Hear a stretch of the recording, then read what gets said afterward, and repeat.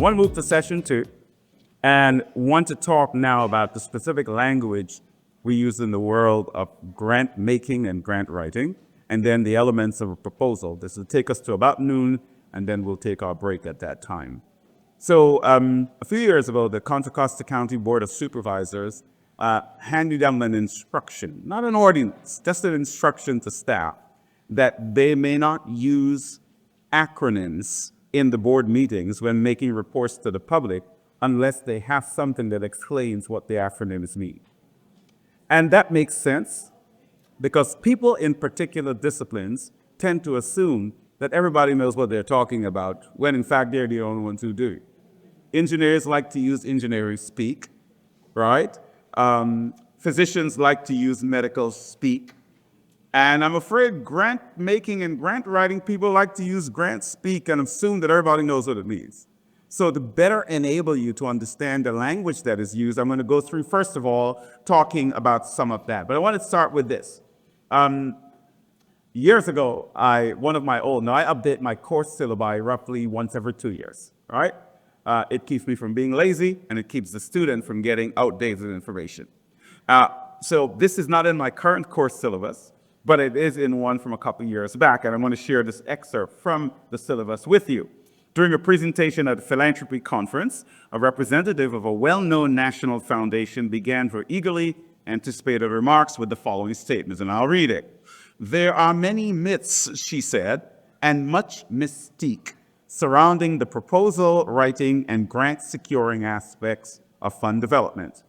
As a result, there are a number of new and well-established community-based organizations and even some eligible public agencies that are not maximizing their efforts in securing funding for projects that could revitalize many struggling communities." She continued, "As a foundation, our purpose for existence is to help break cycles of poverty, curtail health disparities, and change communities for the better. But many community partners have not learned how to engage us in their planning. Some have even said they simply don't know how to make their case that the needs are legitimate." And this was the clincher statement to me. Today, I am here to demythologize the funding process and to demystify grant writing. I sort of adopted that as my mantra about when I do these types of seminars, because I want to make sure that you're clear that this is not an abstract, complicated thing. It's actually a very orderly series of steps that you can take that, in my thinking, are pretty easy. Let's start with understanding the language that we, in the world of grant writing, like to use, that the rest of you may feel a little lost about, but guess what? Not after today. Abstract. I have these, by the way, in alphabetical order. So an abstract is basically a 150 to 300 word summary of the proposal. Let me just say this, even though I will talk more in detail about the abstract is a summary that usually appears at the beginning of the document, but funny enough, it's the last thing you write, not the first. Its placement should not indicate its order of completion. And I'll explain why a little bit later. Another term you may hear is annual gift, and this is generally an unrestricted gift made to an organization on a yearly basis. Now, the key be unrestricted. All right, from an accounting standpoint, restricted dollars are funds designated for a specific purpose, and it is illegal, right? If you are a nonprofit and a person designates funding for a specific purpose, it is illegal to use it for a different purpose, all right? That violates a number of federal regulations.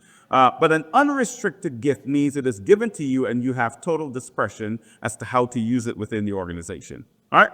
So for example, if I say to you, I'm donating $50,000 to your organization to use as you see fit, that's unrestricted. However, if I said I'm donating $50,000 to you strictly to pay personnel salaries, then that's all you can use it for. Okay? A bequest. All right? That's simply a gift that is left by someone in a will, basically. Board of directors, well, there you go. Governing body of the typical nonprofit corporation that does not include Cousin Pookie and Auntie Mimi. Another common expression, a block grant. And this is a grant provided in a large sum, typically from one agency to another, public agencies that is, without detailed oversight. Let me give you a little bit of history. Block grants, as we know them today, have their root in history in the Reagan administration. So prior to the Reagan administration, which of course began in 1980, when you can talk firsthand about things that are that old, that kind of makes you think, oh yeah, I've been around the block, haven't I? All right. The Reagan administration began in 1980. Prior to the Reagan administration, federal dollars that states sent to the federal government were returned with specific instructions as to how they could be used. So for example, California would be sent X million number of dollars and say, this is specifically for Medicare, Medi-Cal, right? This is specifically for, it wasn't called TANF back then, food stamps, right? And they will tell you like that. When the Reagan administration took office, what they said is that we want to not restrict states that way. We will instead give you a block of money and give you broad guidelines as to how it should be used, and you specify how much goes to each category. And some of the states went, yippee! What they didn't realize is that the bottom line was a lot less did come to the states as categorical block grants. All right? So it came as one block sum of money within broad categories that you could be using it, you could use it for. Another is, of course, a boilerplate, and that's simply blocks of information that you're going to use in several proposals. I'll talk more about that. Bridge funding, right? Bridge funding. So let's suppose, for example, your organization started a program and you received $100,000 to operate it for 12 months. But in month 9, you had a large influx of clients that needed services. And so you ended up spending a lot more than you did. Now you have 3 months left and the money is gone. Bridge funding is meant to specifically bridge the gap between the expiration of your funds and the end of the program delivery cycle. All right, that's the simplest way to sort of demonstrate it for you. Let's start with a couple more. Bidders conference, I think you know what that is by now. Capital funding. Now, this is interesting because I've had conversations with a number of accountants over the years on this. Capital funding generally refers to funding that are for acquiring buildings and the like. But there are some accountants, interestingly enough, who have extended the meaning of a capital expenditure to be more than real estate, to include vehicles, and then one I saw that was the weirdest, copy machines. I remember asking, how on earth is a copy machine considered capital expenditure? But again, I'm not a CPA, so I just let that go. Another that you may not see very often is this one called a CAGE code. We'll talk a little bit more about it, Commercial and Government Entity Code. It is simply this 5-character code that is used in federal contracting. Now, let's be clear. It really is more for contracting relationships than strictly grant reception in the strictest sense of the word. But it's possible that you may be required to sign a contract with a federal government agency who give you grant money. And so you'll have to have this CAGE code, and you get it from sam.gov, right?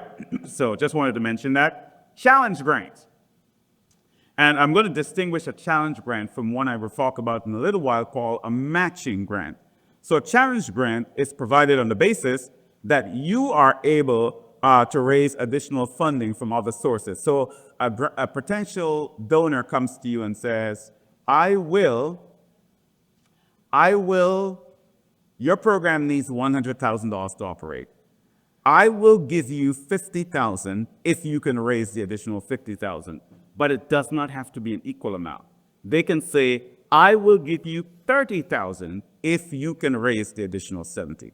So it's simply a challenge. My giving is contingent on your ability to secure this amount in additional money. That, again, is different from a match, which I'll explain later. We talked about community foundations. We talked about corporate foundations as distinguished from corporate giving programs. Now, you will hear a lot in the industry the use of the word development. And development is usually a broad term for any professional or professionals working in the field of funding, not just grant writing, but other types of funding as well, such as major donor activities and so on. This used to be, the next one used to be, and you may still see it out there, is not used anymore. It is called a DUNS number, and I know that it's obsolete because it is no longer required for federal funding, right? It used to be issued, interestingly enough, by Dun & Bradstreet. That's the corporate credit agency. They used to issue it, and you needed to have one. It has now been replaced by something called the Unique Entity Identifier, or the UEI. Sounds like a disease. UEI, yeah. Concept paper. So what exactly is a concept paper, right? A concept paper is simply a quick idea, short 2 to 4 pages, that highlights the key features of an idea that you have or a proposal. I will say this. Some grantor agencies that you're meeting for the first time will say, we are not yet ready to entertain a full proposal from you. That is, if they're not the ones initiating the request for the proposal. But if you send us the concept, we will review it. When they get the concept paper, which is a 2-page summary, 3 pages or so, they will say, we like what the concept says. Go ahead now and submit a full-blown proposal. Or, no, we're not interested in entertaining a proposal for that at this time. So there's an option. Executive summary, we'll talk more about that later on. We kind of have an idea what a grant is. And now I want to move to this word here. This is interesting, the word endowment. So I'm going to tell you my story about endowment. And, I tell stories. Teach, you got to keep people's attention. My classes last for 3.5 hours. Yeah, 6:30 to 10 o'clock, and a couple of them are nodding their heads. So trying to keep people up for 3.5 hours after they've worked all day, come home, fed the kids, fed the dogs, walked the dogs, pet the cat, then sitting to listen to someone for 3.5 hours, it's rough. I get it. So I have to make sure my story game is on, right? So what about this endowment? So there's a church in Palo Alto. This is not East Palo Alto. This is Palo Alto right near Stanford University. And I distinguished the two for a reason, because you can tell the difference between Palo Alto and East Palo Alto on different sides of Highway 101 immediately on University Avenue. So there's a church there, and I used to actually go down to church down that way. And the church there asked me, look, we have this endowment, and we would like you to take a look at it. We don't understand why we are in this position, but the money is almost gone. And I said, okay, let's take a look. All right, yeah, let's take a look. So an elderly Caucasian woman, as she was approaching her impending death, she indicated that she wanted to create an endowment for African-American students across the highway in East Palo Alto to help fund their collegiate aspirations. And she gave the endowment to this church. Their responsibility was to interview, find the students, and begin to fund it. Sounds like a good thing so far, right? And by the way, part of it is that even though she came from money, she was a school teacher. And so she had seen, right, some of the disparities around education, and she really wanted to do something, so she left this money. She said, let's start this endowment. Now, here's what an endowment is, and here's what they do. An endowment is essentially a fund that is given as seed with the intention that it will exist in perpetuity. An endowment is not meant to be given and burned out. So how does that work exactly? Well, you take the seed money, you invest it, and the only amount of money you draw from that endowment would be the proceeds of the investment. In other words, the interest earned and so on. You never touch the initial endowment. You never touch the principal. Well, they got happy in Palo Alto. So they just start giving. Oh, you want money? Oh, yeah, we got money. Need money? Oh, sure, we got money. And they were giving and giving and giving, and nobody was paying attention that they were giving beyond the interest that they were earning and began to tap into the principal. So all of a sudden, what was once $1 million was now down to $100,000, and everybody's twiddling their thumbs. Whoa, what happened? All right. And I said, what happened is that you treated your endowment like a debit card. Yeah. And that was not the intent. And I said, the grand old lady's probably rolling over in her grave saying, now what have they done? All right? So that's a key thing, and it's an important aspect of what an endowment is and how it is meant to work. Because some of you nonprofit organizations may just have the good fortune to have somebody give an endowment to you that can get you really started. Now, you've heard me from the very beginning use two words, grantor and grantee. Well, here it is, the explanation. So the grantor is the grant-making, another word, organization, right? The one that actually gives grants, and the grantee is the recipient. And the process of receiving applications and awarding grants is what's called grant-making. Those three words there. I want to also introduce you to this concept here called a Gantt chart. Now, this is old school. A Gantt chart is really an old school way of visualizing workflow. And it was developed by Henry Gantt, and here's an example of what it looks like. So let me explain what you're looking at, all right? Now, I don't see a lot of this, but if you include one of these in your grant proposal, right, and I saw it, I would think, ooh, they're paying attention, right? Me like, yeah, absolutely. So what's good about a Gantt chart is what it does is that it tracks all the major items you want to achieve on a timeline, right? They may even be done by different people. So you look at the needs assessment, and that goes from month 1 to month 2. The program launch goes from month 2 to month 4. And then, of course, implementation phases 4 to 6. And then you have evaluation and final report appearing concurrently. Visually, this gives me a timeline of what your entire program looks like. But it also allows you to have different contributors to the program tell you what their timeline looks like. So very rarely is there a single person, particularly in a complex organization, that does everything. So if all parties can present theirs and you can color code it like this, you will know that the program launch, you can always put blue, light blue for the executive director, this here, light blue for the executive director. The assessment may be by the development director, right here. You can color code it and you create something that looks like this. All right, very, very useful. Now, this is to be distinguished from something a lot more complex that I will show you later, right? That is called a logic model, which is now a virtual requirement for most major grant applications. Okay, couple more in terms of getting acquainted with the language of proposal writing. Letter of inquiry, letter of interest, that's simply a letter that you send to a potential grantor if they don't have a request for funding, saying, hey, we're interested in applying, would you be interested in talking with us? A cover letter, which we'll talk about later, accompanies your proposal. And this will come this afternoon, an in-kind contribution. We mentioned it very briefly this morning in passing. That's things that have a value but are non-cash items. Case in point, you have a retired physician. You have a retired physician, and this is a very deliberate choice of illustration. A retired physician who is no longer practicing, but just sort of relaxing and taking it easy. She's worked hard all her life. And you have a program, and she says, I want to volunteer. But you know what? I want to be a volunteer receptionist for your organization. Budgeting requires you to put a value on her donation of time. But here's the trick. The value you put on her time is not based on what she is, but what she is doing.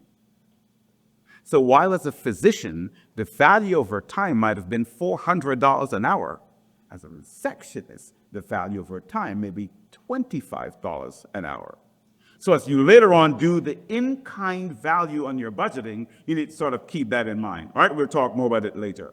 We talked about the dreaded logic model, which I'll explain a little bit later on, and we'll see how that goes. A major gift, and this is a very subjective term because really major gift for one organization is not major for another, right? For some of the small startup nonprofits, they say, oh, I got a major gift. How much? $5,000. Yeah, well, if you're operating on a shoestring, that may be, right? But if you're a larger organization, major gifts may be $100,000, $500,000, for example. We talked about the difference between a challenge grant and a max grant. We said a challenge grant is a grant that is promised contingent on your being able to raise additional money. Now, a matching grant is a grant that matches the exact dollar value of what other donors have given. So, a matching grant would look something like this.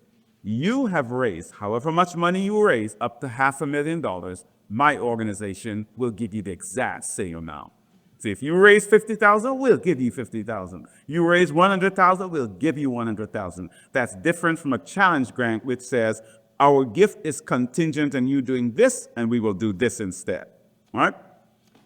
All right, I want to quickly talk about this slide for a quick moment, and before I move on, we talked about the 501c sections this morning. I won't spend a lot of time on this, but I want to talk about the one below that, 26 IRC 170C1. And you may ask, what on earth is that? Well, were it not the case that Mr. Patrick Tang, who was once one of the city attorneys of the city of Oakland, actually provided me this information, I wouldn't know either.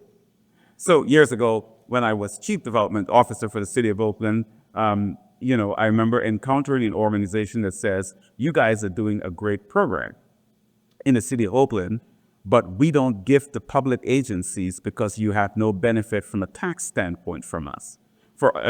They were talking about a program we developed in the city of Oakland called Safe Passages Home. And it was really a simple concept.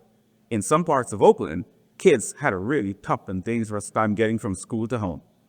All right? And this was a major issue at East Oakland, and we were particularly concerned about it. And so we developed this program where you would have mentors and guides taking these kids from school. Look, the drug dealers were walking right through the schoolyards, cutting the fence, making a beeline trip, so that was an issue. So Safe Passages Home was meant to support their safety and their well-being. But guess what? A lot of nonprofit foundations and other grants or sources were saying, nah, you're Oakland, we can't give you anything. And I went and talked to the city attorney, and he said, look, let me do some research. And he came up with this. He says, there's actually a very little used section of the Internal Revenue Code where some, not all, public agencies and some type of programs may be treated similar to if the recipient was a 501c3. And this is what he gave me. Now, let me make a disclaimer. I am not a lawyer. All right? So, and by the way, I have family members that are attorneys. That's really not meant to be a low blow, but kind of a little bit, right? I'm not a lawyer, so I can't guarantee you any of this. I'm just sharing what the city attorney who practices public sector law shared with me. So for what it's worth, if you're a public agency, have your own legal counsel explore it to see if in fact you do fit into it. I put a number of the language stuff on this one slide. It's a lot. NOFA, notice of funding availability, all right? There's even what they call in some federal agencies a supernova. Sounds like a star exploding as a supernova. Right, supernova, big notice of funding availability. RFCP, which is a request for concept papers. RFI, request for information. RFP, request for proposals. RFQ, request for qualifications. Now, I do get a lot. What's the difference between an RFP and an RFQ? So I'm going to just quickly kind of share the difference in what that looks like. So when you ask for a request for proposals, it means that the grantor agency has defined the parameters of what they want you to provide to them in writing. And you will write a proposal in response to their prompting. Pretty straightforward, right? A request for qualifications, however, presents a broader perspective on what they hope to achieve and say, we are just looking for an organization that meets the qualifications to deliver this type of service. And then once you have been deemed to be qualified, you can work with us on writing up the details of what it looks like. And the best example I can think of is when I worked with the city of Pittsburgh in what was the former redevelopment agency. So if you go down Railroad Avenue in Pittsburgh on the other side of the county and you go north, there's a project there called the Vidrio Project. Well, that was my project to start with around 2002, a long time ago, right?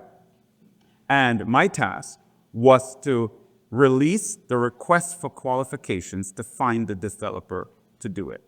Ultimately, the developer that was selected, I think they're now gone defunct, was A.F. Evans, right? And we put out the request for qualifications and they came back and what they said is, here is what establishes our qualifications. These are our financials. These are similar projects we've developed. This is what we can do. This is what we can't do. Those are our qualifications. And several agencies did that, and the city council chose A.F. Evans. They were qualified. Now that you've been chosen and deemed qualified, you now tell us what you will do with that spot. And what you see there is what they developed. So that is different from a request for proposals, which they will tell you, we want to know how many of this you will do, this you will do, that you will do, and you have to respond to a specific prompt. See the difference? So one is highly specific and focused, one is general, simply needing to show that you're qualified to take a direction of some kind. All right, I did mention, it sounds like I'm going fast, I am, right? Because I want to get to the meat. Right now we're on the potatoes and you know, that prime rib is calling me. That's the actual proposal. So we're getting there, hang in there. So there's a sam.gov is where you go to apply for most of the federally required types of codes and so forth. And, you know, you're required to apply because you need to go to this site if you ever want to apply for any type of federal funding, sam.gov, the System for Award Management. You will need to have an identity established there if you are, you know, applying directly. I talked about the UEI earlier, that it replaced the DUNS number, and you do also find that on sam.gov. I'm going to move on because now we've gotten to the heart of where we needed to get, preparing to write the grant proposal. All right? But let me stop. Are there any questions? I've talked about quite a bit. Questions? And if we can have our microphones ready, please. They're coming to you. Microphones?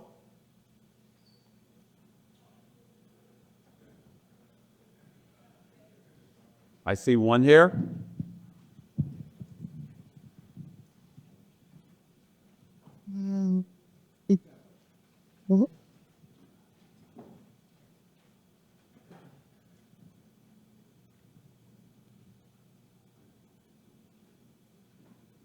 Just please tell us your name and then fire away. So my question is, Your name first, please. my name is Kola Onafowode. So Hello, friends. Thank you. That's my aversion to attempting to pronounce that and massacring your name. Go ahead, Aaron. So my question is because I have a profit organization, For profit? for profit, Okay. yes. So then I am thinking that with the RFQ, Right. does that mean I could apply because request for qualifications was stated? Yeah. Or only the nonprofit? So A.F. Evans, that built the Vidria project downtown Pittsburgh, is a for-profit entity. Now, there were nonprofit housing organizations that did apply, but their qualifications were not as strong. So when it comes to a product delivery, like constructing housing, even affordable housing, right, like they did. Now, that property is a mixed use, commercial on the ground floor, residential on top, and it spans about three city blocks, all right? So it's a massive development. And such a project with specific deliverables like that were open to all types of organizations. And I'm glad you raised that because we're talking mostly about regular grant programs, and we may have missed the fact that there are some projects that are done by public agencies for which for-profit entities can in fact apply, as you just raised. Thank you. Thank you. Great. Good question. Any other questions? In the back on this side, please. Thank you.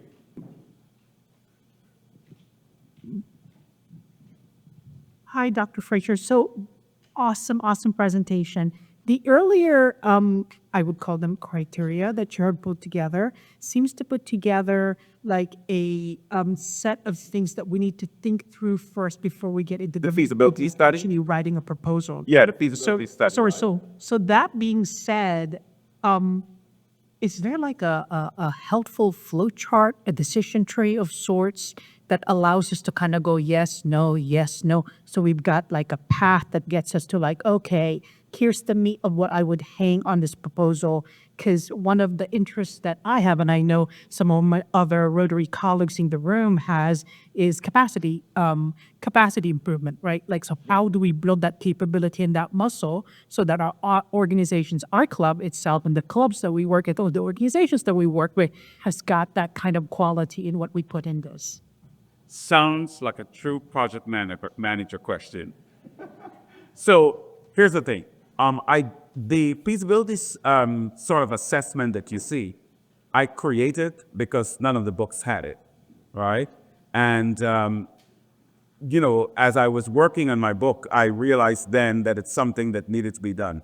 But I haven't created a visual flow chart, but now you have me thinking, because I can, in fact, create one, all right?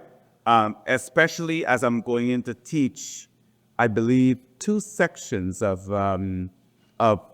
healthcare program development and grant writing next term. So you've given me sort of a bit of an assignment there, and I may just work on creating that flow chart for that class, and you have my contact information, reach out to me. I wouldn't mind sharing it with you. Not great. Hello. Hi. I'm Bernita Clapp. I'm with the Workforce Development Board of Contra Costa County. All righty. I know. Sorry, guys. Okay, so real quick. So in my world, RFQ, yes, it's qualifications, but you don't speak about RFQ for request for quote with vendors? Have you? Could be, Okay. right? And again, it's the nature of acronyms being specific to the particular context in which they're used. Right. For Yeah. for Request for quote, procurement. yeah. But in the context of program development, that's usually a request for qualification. Got it. Okay. Thank you. Not a problem. Any other questions? Over this way, please. Thank you. On the far. My left, your right. All the way over.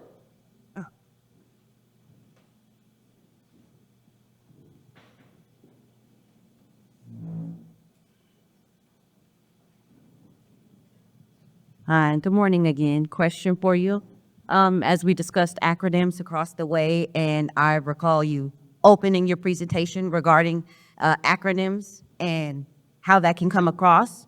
So my question to you is, when you don't define acronyms or fail to define them in your proposal, in my mind, I'm gathering that that's the same lane of maybe disrespect or condescending tenor that one would have when they come into a room and assume that they have the answers to the population's issue.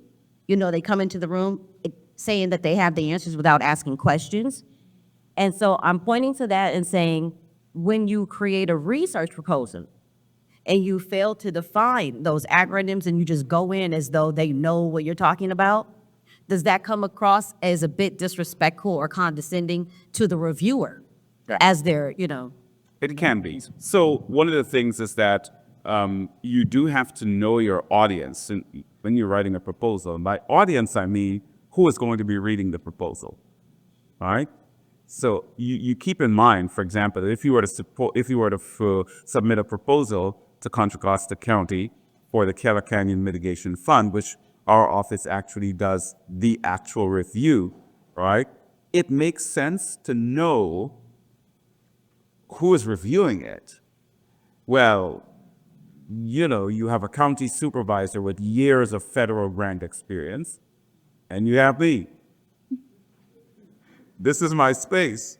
So clearly, you have to write with with the idea of who is going to be reading this. This is very, very critical. But yes, as a matter of principle, I always say, when you are writing something and you're going to use an acronym, always spell it out the first time, and then parenthesize it right after that first spelling out so that subsequent uses of the acronym has a point of reference. So that's usually a good practice to do. So you don't know who may understand. Not only that, I'm not a psychologist, and if you're using behavioral health terms, right, and I am not a behavioral health specialist, I may not get what you're saying. And I assure you, with 120 to read, I am not going to go research what you meant. It's not going to happen. If I don't get it, I don't fund it. Pretty straightforward. So my point is, you do the homework. Take my hand and walk me through why this makes sense. That is your responsibility, all right? I often say to people, academic writing and proposal writing, while they share certain points of commonality, they're very much different, right? They're very much different. And take it from someone who reads and writes on both sides of that spectrum. I think that's important. So here's an extraction. Let me go into it now from page 8690, 126 of my book, Grantcraft. A grant proposal is not just an application. It is a persuasive story. Somebody said earlier about stories. It is a persuasive story about a need, a strategy, and an anticipated outcome. This is critical. Let me go back. It's a story about a need, see that, the strategy to address that need, and what the outcome is going to be. The language you use shapes how it is received. So every proposal must be professional, accessible, and persuasively confident. Strong ideas demand meticulous editing for tone. You know, I told you at the very beginning that chapter 10 of my upcoming book, I read the thing like 6 times, and I swear every time I read it, after I think it's perfect, I find a new error, right? So you go through and you carefully craft your tone, right? For clarity, for flow, for ensuring your proposal is presented with the polish that funders expect. When a student submits something to me that represents tonal cohesion, by that I mean when you're reading the first 2 pages, it sounds like one thing, and you read the next few pages and you're like, where did that come from? When there's tonal continuity, students will tell you, I get excited. I'm like, whoa, this is impressive. I love this. Because it's easy for me to follow. It makes sense to follow. So now you're asking somebody for money. That's why this is critical, right? And I think that's very, very important. Now, I want to distinguish for you 2 things.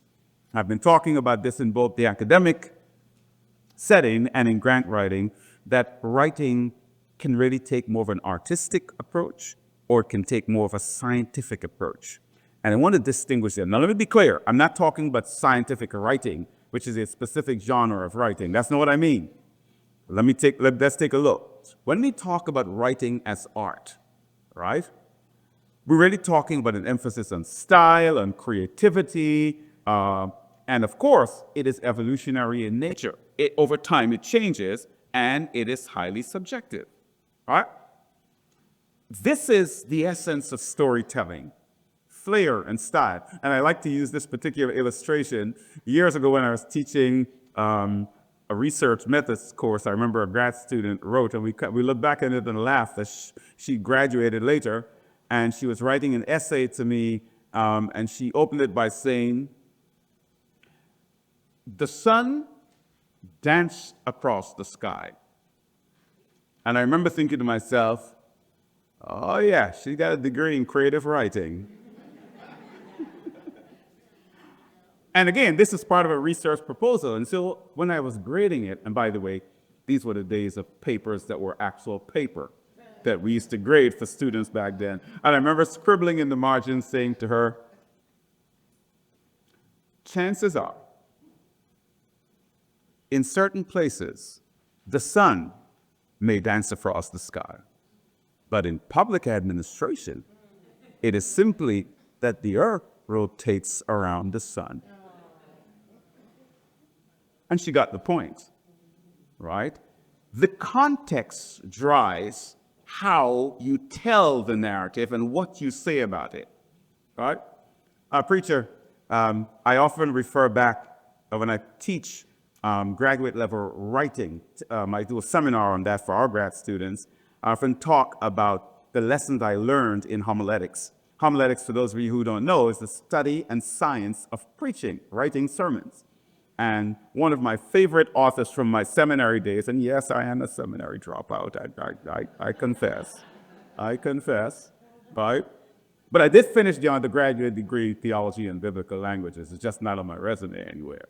So, one of my favorite homileticians is H. Grady Davis, who wrote the book Designed for Preaching. I've extracted sections of that book and share with my grad students in public administration, and they have no clue where it came from because it was so relevant to practice in general, right? H. Grady Davis said, and he's been deceased many, many years, he said, what we need to do is think how people think. And there are really a few ways you can write something. You can take it from the perspective of a subject discussed. A central subject, you discuss it, right? You can take it from the perspective of a message illumined. You take a central, complete message and you illuminate that message. You can take it from the perspective of a story told, where you're telling a narrative. And one of the things that make a narrative always break down is if at the end of it you have to say, and the lesson we get from, if you have to do that, this story is not properly told. Your story, inherent in its telling, should carry all the lessons that need to be learned. And the average person is supposed to be able to extract it, right? There should be a thesis supported where you make an argument and then you defend that thesis, right? And then the last one he said, and five, it's so funny, we're talking 30 years back in the past, maybe more than that, and I still remember them. A question propounded. You raise a question, and you don't answer the question. You propound the question by building other questions on it. So you can say, for example, as a major question, why do innocent children in Contra Costa County suffer? But you don't have an answer. You say, in addition, why is it that children in Bay Point have higher rates of juvenile tooth decay than all the surrounding communities? And you don't have an answer. But it could be another question. Could it be because the water going to that community for years has been unfluoridated? And you go down and you propound these questions. Now, that approach, right, is heavily stylistic in its writing. And it changes over time. It is subjective. It's your passion. It's your telling the story. And yes, that belongs in a part of grant writing. But the other part of writing a proposal is writing as science. That is not so much subjective. It is very precise. I will talk about that precision. It is very ordered. And by the way, when I talk about ordered, particularly to research method students, I say order doesn't necessarily mean something that is linear. When we think of order, we think 1, 2, 3, 4, 5, 6, 7, 8, 9, 10. Very ordered, isn't it? But what about 1, 10, 2, 9, 3, 8? Is that ordered? Yes, it is. Just differently ordered. But it has a clearly defined pattern, right? When you're the parent of a child on the spectrum, you begin to understand all too better how much more people order things differently than their moms, right? And you begin to embrace the idea that there is more than one way to present something that is orderly. And then the other part is that it is normative. There are specific practices that you ought to use, that you should use in a matter of proposal writing. And then this is important. Writing from a scientific standpoint is empirical in nature. What does empirical mean? We talked about it earlier, right? It is observable. 1, it is measurable. And it is replicable or repeatable. And I think that's going to be the important piece. So, yes, we want to focus on the storytelling aspect, right? As a matter of fact, a proposal should begin with a compelling hook. A compelling hook, right? A good story gets attention, right? It has to be a human story or striking data. Grants are meant to address human problems. Okay, maybe animal problems too sometimes. We do fund a number of spay and neuter programs and so on in support of our shelter. So there is that too, all right? We also have to, as we look at balancing the two between writing as art and writing as science, is balancing data with the narrative. Do you know what's funny? The most reliable, validated, quantitative data available for free to everybody is the least used. Census data. So what exactly makes it validated data? Because the census data represents the entire population count, not a sample. So it is inherently statistically validated data, right? See, when you take, for example, a sample of a population and you study it and you intend to extrapolate your findings and apply it to the general population, there is always the possibility of introducing questions about validity, construct validity, internal validity, and I'm not going to bore you in the stats on that, but there's always that. But with an entire population, you're good. And the other point is that you need to use, as you write, clear, accessible language. Avoid the jargon. Make it memorable. All right? Show urgency and impact. I'm going to skip through this here, but what I provided you here is that if you're preparing to write your proposal, this is your resource portfolio you want to have on hand. You can look at that later when you have a chance. Before we move on now, one more quote, page 132. It says, the practice of recycling proposals. This is going to be important because I do have in the resource portfolio copies of past proposals. All right? The practice of recycling proposals or significant portions of them without meticulous tailoring to a new funder's unique priorities, guidelines, or values is far more than just lazy. It is profoundly misleading and unprofessional. Now, I didn't promise you that I sugarcoated anything in the book. Okay? Ethical grant writers treat each proposal as a bespoke communication, a unique opportunity to articulate their vision in a way that resonates specifically with the prospective funder. Now, that woke you up, right? Good. Let's talk about the elements of the actual proposal. Let me just tell you this. I never intended for this to be finished by 12. I intend to come back after lunch and take it out, this part. After you take your lunch break, you'll be able to come back and we'll continue this because I will have a lot of questions from you on this section and I'm aware of that. All right? So, first thing first, you need to make sure you begin to pull together letters of support. Right? And let me talk about why they're important. Number one, they will demonstrate to me as the grantor agency that you have community and partner buy-in. So you will need to have letters of support. And they will show that you're also collaborating with other stakeholders. And of course, it will strengthen your credibility. Now, this is really important. The letter of support should not be just a generic, we support them on this, but rather it needs to tell what role the partner will play. And it needs to tell what resources they will commit.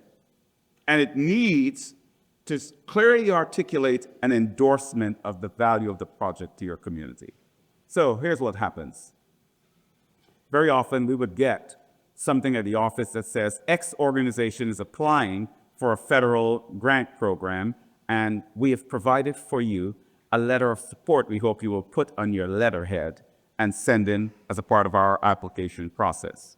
The problem with that scenario is that they send it to 5 other elected officers. And most of those officers, because they're busy, take the exact same letter, put it on their letterhead, have the elected official send it off. Well, do the math for a moment. You're the grantor agency. You receive 5 letters of support, and you read the first one, and you're thinking, nice.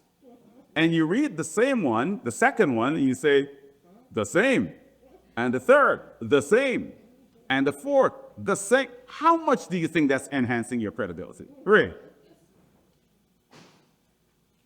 So as a matter of practice in our office, what I've done when people send these draft things, I reword the whole thing just to help them out.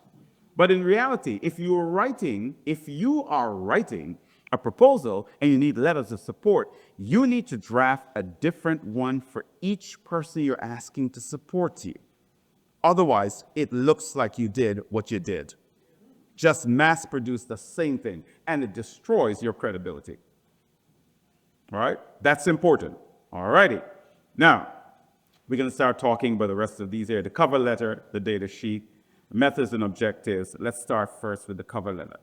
Now, all grant proposals do not require a cover letter. In fact, many of them, particularly those that are online application, will have what is called a data sheet where you fill in the demographic and the organizational data, and you don't have to do a cover letter. But let's suppose there is still an organization that requires you to submit a cover letter. This cover letter should include the following. Number one, you need to identify yourself and your organization and indicate the reason for the application and identify the grant for which you're applying. Now, out of our office, we manage 1, 2, 3, 4 grant programs. If you sent a cover letter with an application and you said, I'm applying for the grant, I assure you, I will not commit staff resources to figuring out which grant is the grant. You need to say specifically, we are submitting the attached application proposal requesting X number of dollars from the Community Impact Fund or from the Keller Canyon Mitigation Fund, or it is a foundation for the such and such child development program, because every foundation has multiple grant programs going simultaneously. If they have to spend the time figuring out which one you're applying for, they won't. You really need to clearly articulate which you're applying for. Here's the other thing. Have somebody in authority sign the thing. Fine. You had staff work on this, but I assure you, an analyst in your office does not have contractual authority for the most part that will be required for entering into an agreement with another organization. So it doesn't matter who wrote it. The question is who signs it, right? And it needs to be someone in authority in your organization. In some nonprofit organizations, it's sometimes only the board chair that can sign off on such letters. In others, it's the executive director or president CEO, right? Here's the other piece. Don't argue the merits of your proposal in the cover letter. We received an application one time for the Keller Canyon Mitigation Funds, and it went like this on the cover.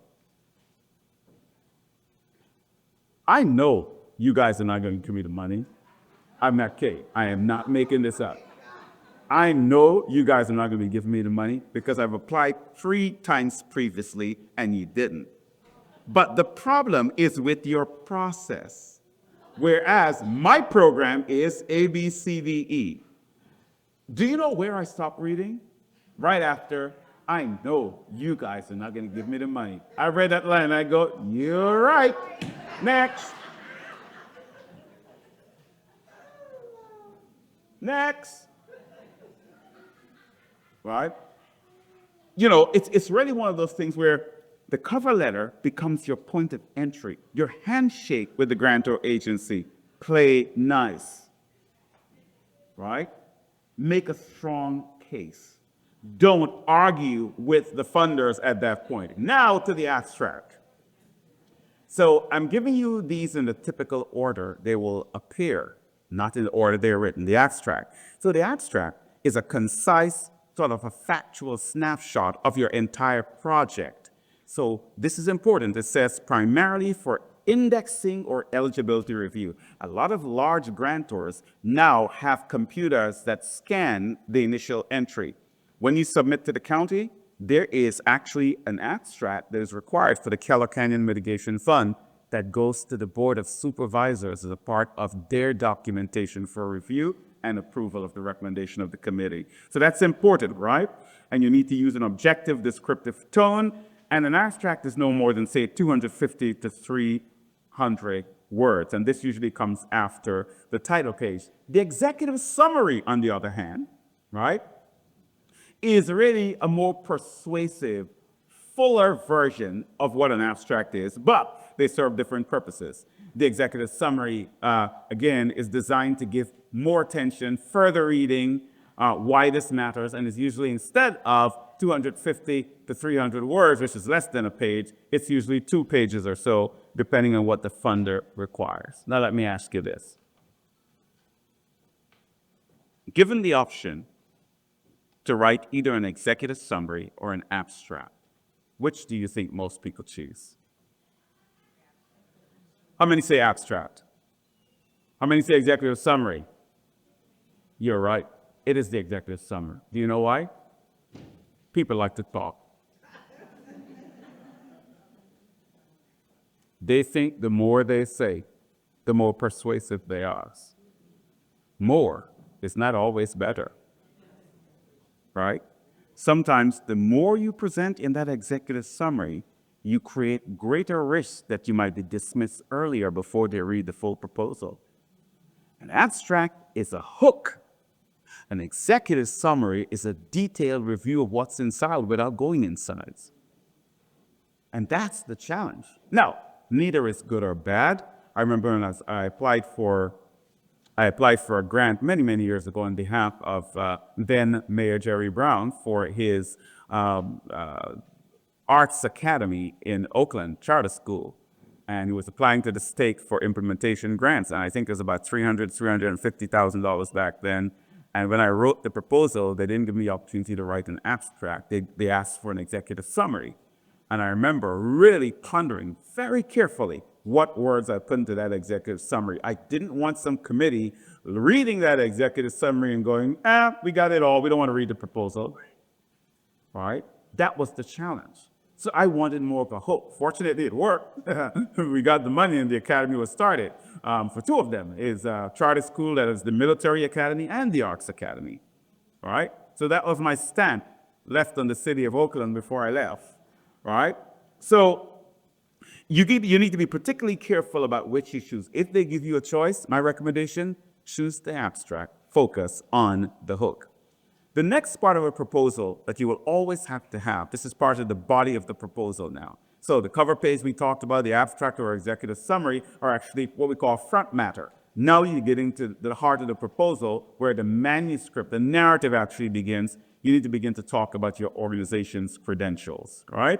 Your organization's credentials. So what exactly does that mean when we talk about your organization's credentials? Well, what we mean is a focus on what your organization has done in the space and what you are continuing to do in that particular space. And I think that's going to be the important one to keep in mind. So for example, you're going to talk about the specific service you want to do now. And if you have experience doing it, you're going to talk about the qualifications of personnel, and you're going to talk about potential partnerships in providing the service. That's all part of the introductory section now of the body of your proposal, your organization's credentials. You need to talk about who you are. Now, this comes after that opening narrative, that book story, then comes the organization credentials. Let me just stop here for a moment because here's where we run into some challenges. A number of people always ask me, but we are a brand new nonprofit. We don't have a lot of experience in the space. We're now building out. So how do we make a case for organization credentials if we haven't been in existence for about a year? How do we do that? This is really important. Listen carefully. Organizational credentials can either be met by sharing what the organization has done or by what people affiliated with the organization have done. That is why your board membership, your staffing, all must be strategically and well thought out.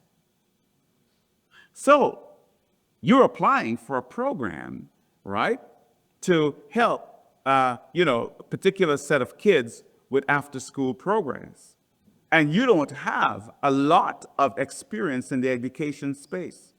However, you have a board member that has been a teacher for 30 years. And you can say in the organizational experience, although we have not delivered a program like this previously, board member XXX is a 30-year veteran of the public education system and will be a primary contributor to the success of this program. Here's the catch. Again, Cousin Pookie can't help you here, unless Cousin Pookie is Cousin Teacher Pookie with 30 years experience. You got it? So writing a proposal, in this case, requires you to strategically think not just about what your organization can do, but the people who are affiliated with your organization, what they bring as well. Right? So you may say, okay, we don't have a lot of experience counseling women who have been victims of domestic violence. But obviously, we do have an executive director who may only be part-time right now because that's all we can afford on our small budget, but she is a licensed clinical social worker who has been doing this for 10 years. That needs to be cited in your proposal as the basis of your organizational experience. So the lesson being, it's not enough to just look at what your organization can do. It is essential to build out the people who support your organization so they can help to fill the gap. All right? Critical. All right? Very, very important. So I think that part is going to be the other piece you can do in terms of your organizational credentials is identify your strong partnerships. New nonprofits have a notoriously recurring problem. It's my nonprofit. I just started it. It's been my dream since when? I want to be the star. I don't want to be a partner with anybody. I don't want to split my money with them. Well, yeah, except that they've been doing it longer than you have. And they make a far more compelling case on paper and in reality. Crawl before you can walk.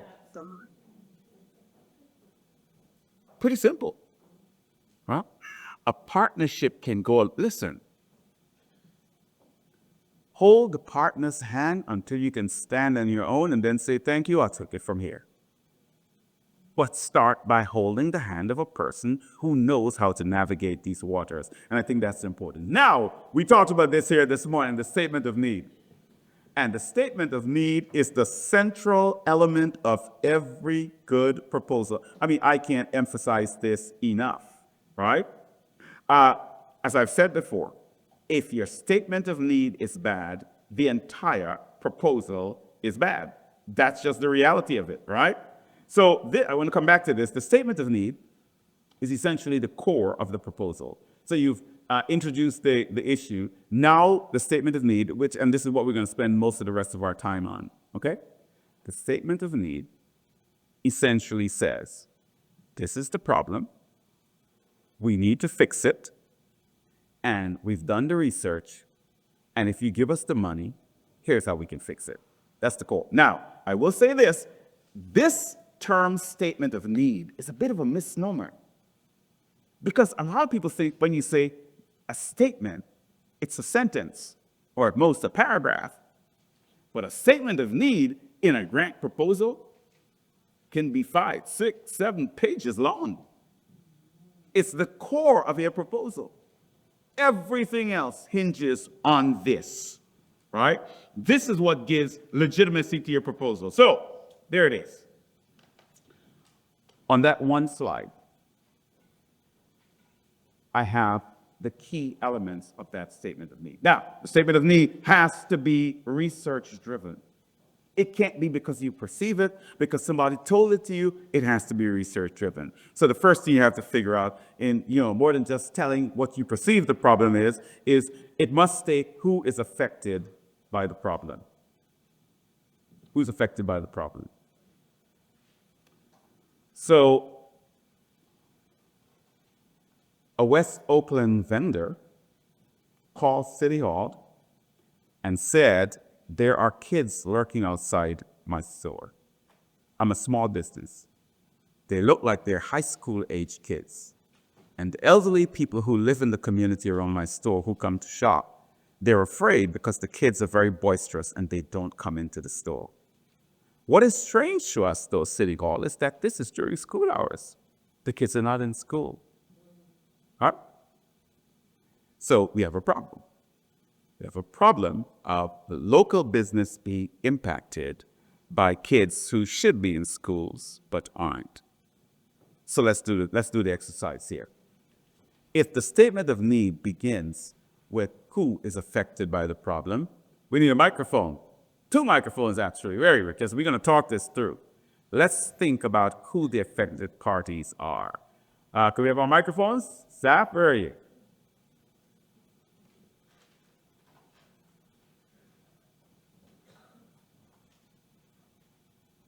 Monica and Armando, if we could get your attention. Thank you.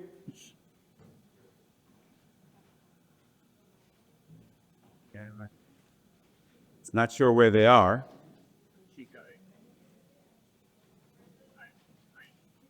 Yeah, so the question is, who are the affected parties? Who's affected by the problem? Let's hear them. Over here, please. Let's start right here.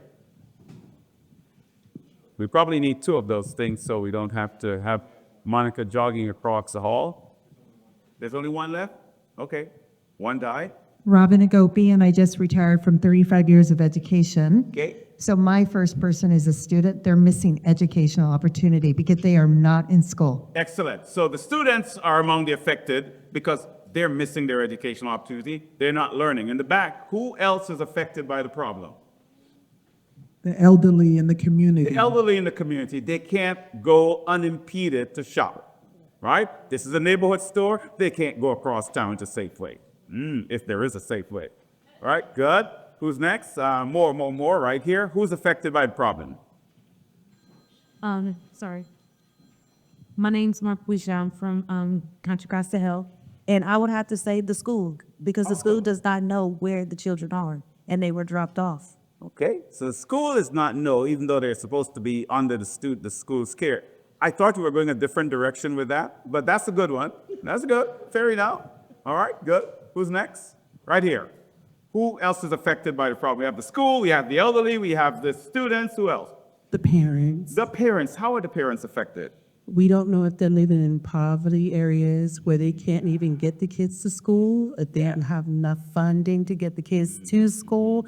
The kids might be allowed to walk by themselves to get to school and detour and knock into other areas where it's not appropriate for them. I thought you were also going a different direction with that instead of parents, because years ago, right here in Contra Costa County, under former District Attorney Mark Peterson, he actually prosecuted parents for their children's truancy. So I thought that's where you were going with it when you said parents, and there are other jurisdictions that do that, but you're right, because the parents don't know. Who's next? Over here, right over this way. Who else are, and by the way, this exercise is not just to fill time, right? This is important, and you'll see why in a minute. Yeah, who else is affected? Corio, we care for all fine demo providers. The store owner. The store owner, yeah, how so? He's missing out on Business, yes, thank you. The store owner, who else? There's more. Who are the affected parties? There's some in the back, Let's take them. There we go. And Monica has her cameraman following her. Look at that. Over there, where are you? Right in the middle. In the middle, I see a couple here. Who else is affected by the problem? I'll say the school district. How because so? They don't get funded. If they're- ADA. All right, that's right.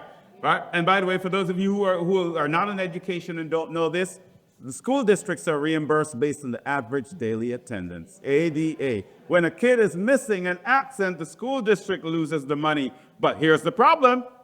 The fixed costs of operating the school do not change. So if half the kids don't show up in class, it costs the school district the same thing, but they get half the money. The bills still need to be paid, the teacher still needs to be paid, the electricity still needs to stay on. I'm on a high horse here because I'm in public education and this matters to me. All right, who's next? Who else? Taxpayers, because How so? if people are afraid to go to the store and spend money, then that's revenue the store is losing. That's tax Fair revenue. taxes, And absolutely. so the whole community loses. Exactly. I take one more, right over here in the middle. Right here in the middle, one more, in terms of who the affected parties are. I'm going to say the city, oh, hello, again, Reverend Alexandria. The city, as far as thinking about if children are hanging out, children usually have trash that they're throwing down on the ground.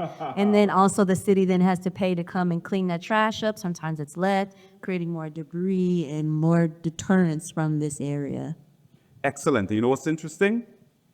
In all the years of teaching grant writing seminars, this is the first time somebody identified the jurisdiction as one of the affected parties. Very thoughtful. Appreciate that. So why are we doing this?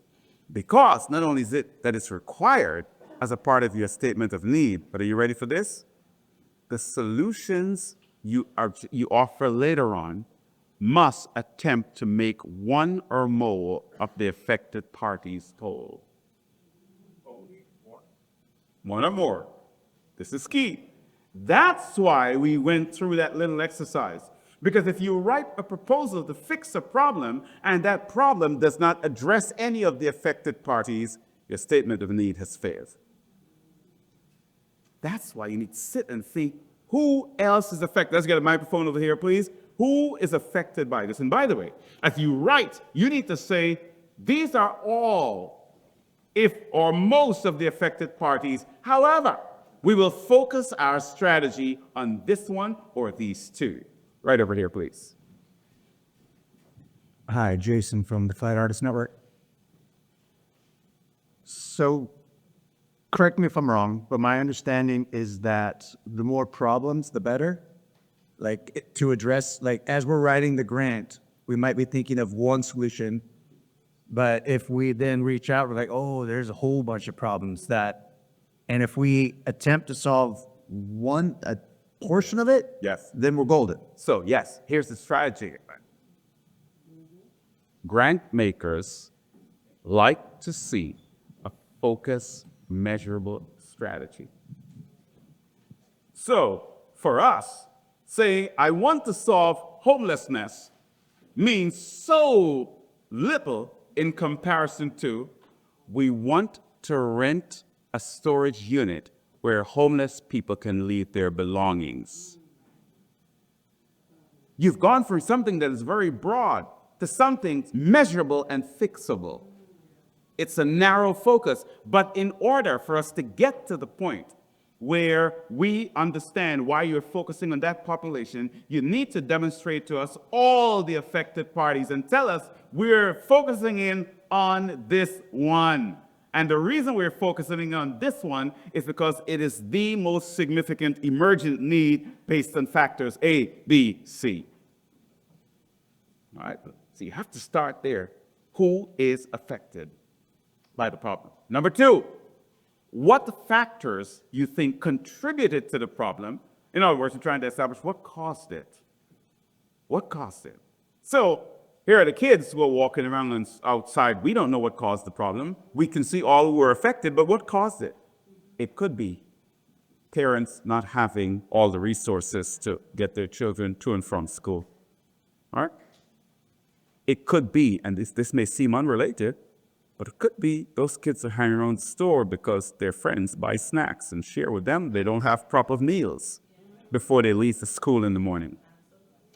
You know, it is so easy for those of us who live where we live and work where we work, and we get up in the morning and we drink our coffee and we take our Motrin and, and then we have our Coast or whatever else we're taking, and then we head out and we think the rest of the world lives just like this. I will have you know that there are people who get up every single morning like you and I do, except that they don't know where the meal comes from that morning. And there are children who go to school. I'll just plug this here. The very notion that we set a poverty threshold for giving kids food when they go to school is preposterous. If I had my way, I would say every child who walks through one of our classroom doors should be able to walk into the cafeteria without explanation, without justification, and get something to eat. All right? That's the way I would like to see it. And that's the way I'd want my tax money to be used. I have no objection to that. I don't care what their parents do or how much money they make. I just want the kids. Listen, sometimes wealthy parents, their kids don't eat because they're up watching TV until 2 o'clock in the morning, unsupervised, so they don't get up enough in time to have breakfast anyway. There are all sorts of causal factors here. So why are the kids out there? We've got to figure out what caused it, what we think caused it. And here's what's important. It cannot be speculative. It has to be research-driven. You need to look into real causes, not perceived causes.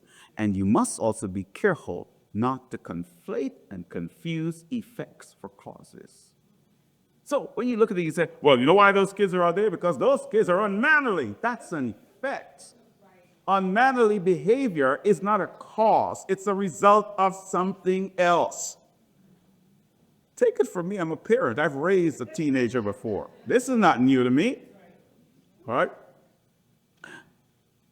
Dr. Barry Black, who is chaplain of the United States Senate, once said, one of the most difficult lessons for parents to learn is that the best efforts in life do not always result in success. And that is especially true when it comes to raising children. You can be the most committed, dedicated parent, but you cannot. My mother used to say, I made my children, I didn't make their minds. Right? So you're looking at these causal factors, you need to figure out not just the effect, but what are the causes. And then third, based on the research, how can this problem be ameliorated? How do we fix this? The three have to take place together. Who is affected by the problem? We list as many as possible. And based on what we know in terms of research, what may have contributed to it. And then third, now that we know who's affected, now that we know what the problem is, now that we know the contributing factors, here's how we think this can be fixed. Now, this doesn't get into the details yet, but it gives a summary of how we propose to fix this. The catch is, our proposed fix must match the affected parties and the contributing factors. And that is the essence of the statement of need. It requires thoughtful preparation and reflection. There are about 30, 40 tables in this room.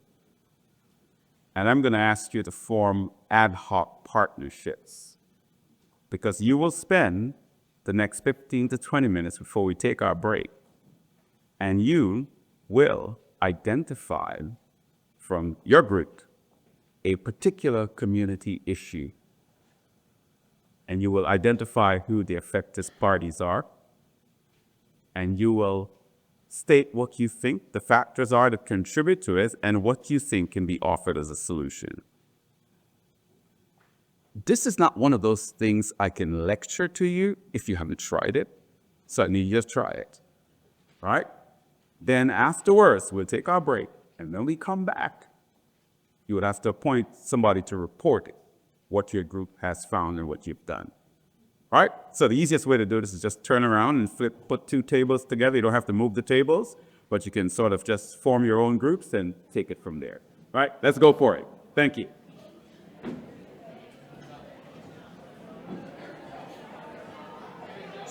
Great.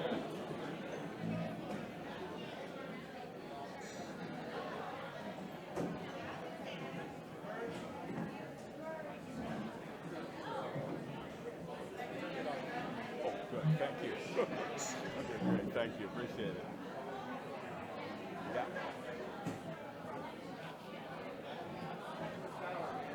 I know it was messy, but you know what? Nobody can control that, man. It happens. It happens. You know, I have a good microphone in my system too, in my bag. Yeah, it's fine. I like it. I got two, so you the judge is to the epi, so I usually use it to. Absolutely. And not just now. Take a break. Huh? Oh, I'm fine. Oh no, I can talk for hours. They remember telling me that in a thing. I can talk for 8 hours straight without a problem. I was doing it for a long time, you know. Oh, I left your check at the office. The balance. So tomorrow. And that's because I left the office early yesterday. I had to go to the orthodontist, and then I had to pick up my son because Nicola had to do something else. Yeah. Oh my goodness. Let me go to the restroom while I can. You know, my cards are almost gone.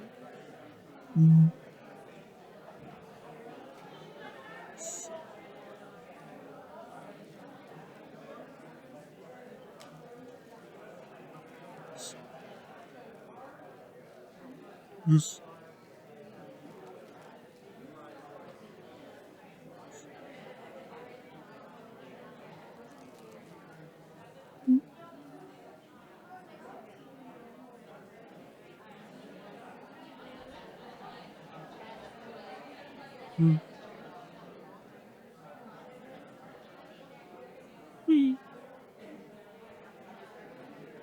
right.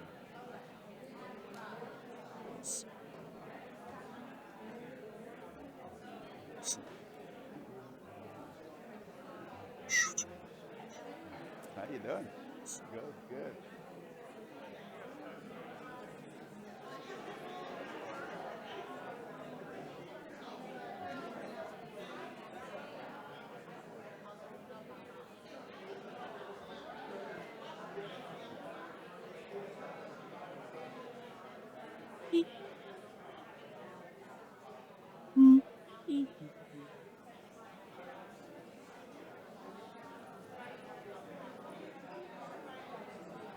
Can you hear me? All right, we're ready.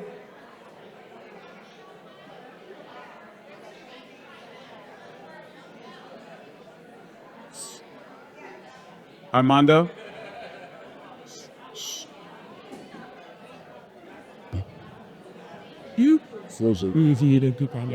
All right, folks.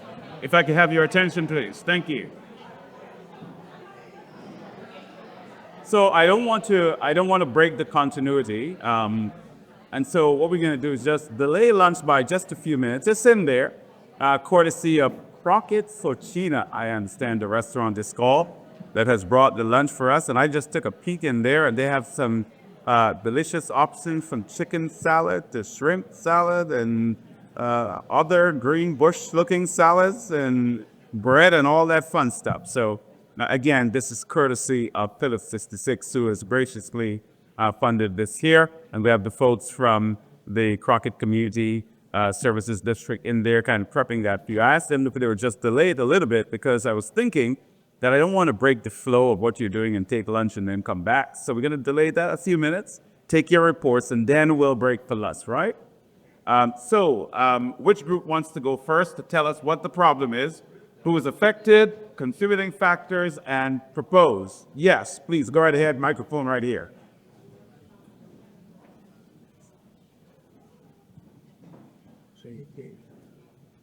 I'm ready. What we're going to decide we'll address is juvenile unemployment. And we figured that and who was affected was the community, educational system, the juveniles, and employers. The what is generational criminal justice, generational impact, finance, the social society as well. The ability to get future jobs is impacted. The criminal justice system for sure is impacted, and the integrity of the community at large. So how? So what we decided we wanted to do was do job training for sure. We wanted to do outreach and focus groups, not only for the juveniles to figure out what they want and how they want to get it, but also for business and community partners, corporate partners. And the how was to provide funding for small employers to hire students in community neighborhoods, to employ them and train them. Also to, do training and then meet with them to determine what the future skill sets are going to be, meet their aptitude and their attitude with their skills and jobs. Great. Good man, some feedback. So when you got up and you said, we're going to focus on our problem is juvenile unemployment, then the first thing that's caught my attention is juvenile unemployment? In the sense of somehow I associate the word juvenile with more focus on education than employment. So I think one of your first needs will be to reframe the language, right? Well, because I'm not sure what you're calling juvenile, but for me, juvenile is 10, 11, and I'm not sure what employment they would be engaged in. But I don't think that's who you're talking about. You're talking about older kids, right? And so your language will need to be specific to that effect so that it doesn't generate the confusion that I just experienced there, right? You follow what I'm saying? But otherwise, I think you did a great job identifying what some of the core issues are. Yeah, and in some communities, the issue of generational issues with law enforcement and incarceration, like those are all legitimate factors, all right? So I appreciate that. Thank you very much. Who's next? In the back?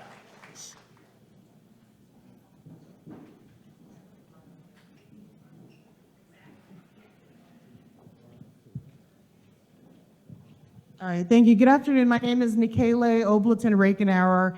I'm the president of the Richmond Rotary Club, so I'm a grantee. I'm so happy to be here and to learn about grant giving. I see half the nonprofits where I'm on the board are here today, so I'm so glad to see all of them here. And the topic we picked was right in line with everything that we're focused on, youth homelessness specifically, and their ability to find housing and get education. So we decided our target groups were the kids, the single moms who have those children who aren't encouraged to go to school and get education, and the neighbors who are dealing with those truant kids who are hanging out and causing trouble. In general, we think that what we need is job security for the parents first, so they have the ability to put their children in proper after-school daycare or in programming where they learn martial arts or other skills to make them feel like they're citizens and part of society, so that they're encouraged to get a job, encouraged to participate. And also the reasons for the trouble are the economy, of course, the generational wealth, because the parents didn't have money, they never saw them achieve and have professional development and have a home where they could afford it instead of bouncing from place to place and having adequate job training to be specialized enough to feel that confidence to have a career.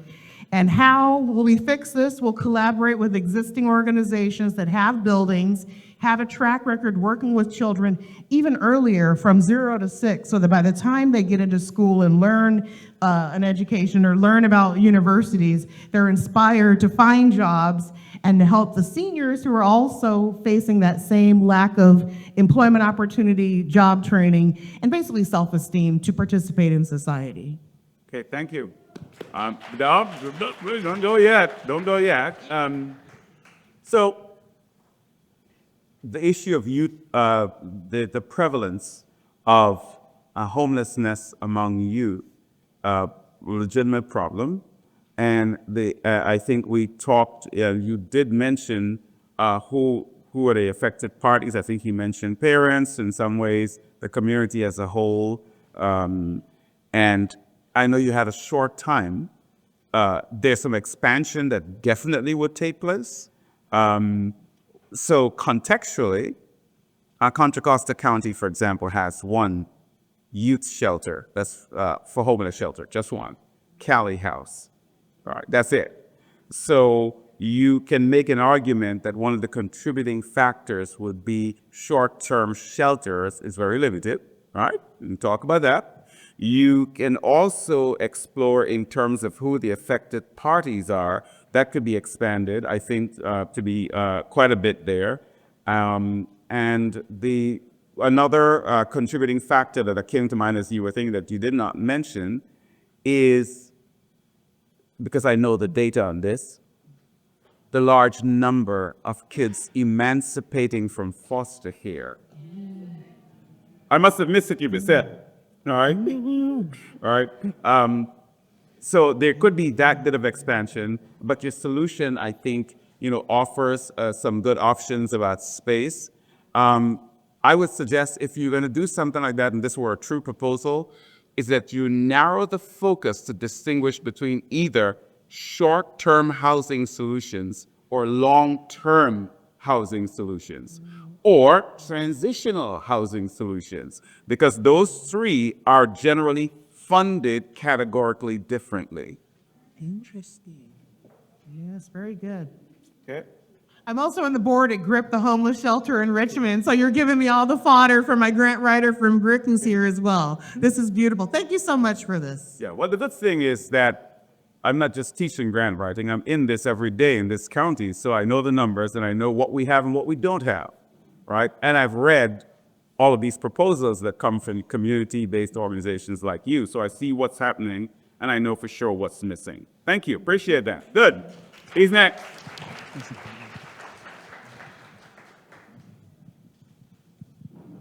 Hi, everybody. My name is Susan, and my husband and I have been involved in the nonprofit sector for about 3 years, and now we have our own nonprofit that we began last year. And our group right here collaborated, and our issue is Latinx underserved communities in Richmond. Now, our issue is in particular parents being concerned about the health and safety of their families. Who we are looking at serving 3 small neighborhoods in Richmond, California. The ask is for 3 vans and some first aid kits and some tables to set up. Okay, the how is that we would go into these 3 neighborhoods, 3 small neighborhoods, and set up on the corner with our van and tables, and we would set up basically a food delivery, canned food distribution pop-up in the communities with first aid kits. And what this does is it creates an easily accessible way to get canned food and first aid supplies, as well as written literature and resources. And the reason for this is because many people don't have phones, or if the parents are new in this country, they don't even have email or they can't operate email. And we know that because of the families that we already work with. A lot of the kids are the only access to the digital world. And so we would collaborate with a couple groups in Richmond, including the Contra Costa County Food Bank and St. John's in Richmond. And that is a short-term first step. And then once that's built up, these vans could be used for a ride, getting kids to and from maybe programs, maybe alliances that have youth programs in the area. Thank you, and some feedback for you, absolutely. So a couple things. I think your group was obviously quite eager to get to the solutions, and you presented some rich solutions. What would need more framing, though, is who the affected parties are. There's a reason for it. In addition to demonstrating knowledge of the broader picture, you did talk about, and I'll come back to this in a moment, that next community, and that's going to be your focus. You said 3 communities, 3. But here's the catch. The people who may be reading the proposal, we don't know for sure that they don't bring their own set of biases to their evaluation. Therefore, you need to give them more than saying, these are the exclusive affected parties and the exclusive people who will benefit if you were to give us this money. I wish I could say to you with absolute certainty that if you made a strong case, right, that Latinos are the ultimately most affected, that everybody would get behind that and say, yeah, well, let's give them the money. I'm afraid you'll have to point out that by this population being affected, if it is not addressed, there are other ancillary affected parties as well, right? The city of Richmond as a whole, et cetera, et cetera. One more thing, and this is not, I promise you, this is not a critique, but this came out of a very recent conversation. And so I tend to be very conscious and aware of it. Last week, the Board of Supervisors voted on a resolution to celebrate, acknowledge in Contra Costa County, and I quote, Latinx and Hispanic Heritage Month. I struggled with that because the language came out of a place of commitment and well-being. But I struggled with it because it was just 1 week earlier that I'd been looking at some research articles on the choice of words. And guess what? all recent studies indicate that roughly 1 to 2% of Latinos are comfortable with that term Latinx. Am I right? Yeah. Right? And so, remember we said when you're writing proposals, you need to make sure that it represents the voice of the communities you want to serve. And what it turned out is that the majority of Latinos prefer you to call them just that, Latinos. Some are comfortable with Hispanic, but almost none are comfortable with Latinx, which they perceive as an imposition of a nomenclature on them that they did not ask for. All right, so just a bit of information. And you know, that was my struggle as I read, because I know it came from a good place, right? The office that wrote it for the board, they came from a good place. But I remember talking with one of our staff people and saying, I struggle with this, but it's not my place to make this a battle. But in my way of interacting with communities that we serve, I want to reflect how they identify. It's no different from if I say, I don't want to be called that, I want to be called African American, or I want to be called this, or I want to be called that. My identity is mine to define. All right, but thank you. Good job.